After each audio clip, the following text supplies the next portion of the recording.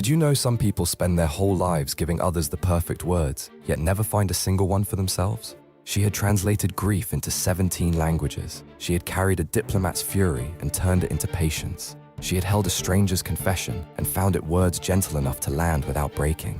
For 30 years, she moved through other people's hearts like a skilled guide, never losing her way. Then one quiet evening, she sat alone.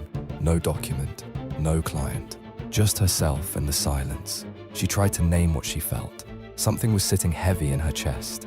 She reached for her gift the way she always had and found nothing. No word, no phrase, not in any language she knew. The feeling had no translation. She had become fluent in every interior world except her own. She had given so much of herself to others that she had never once learned to read herself. The hardest language you will ever study is the one spoken inside you. Do not wait until you have forgotten how to listen. Follow Silent Resolve for more anime life lessons.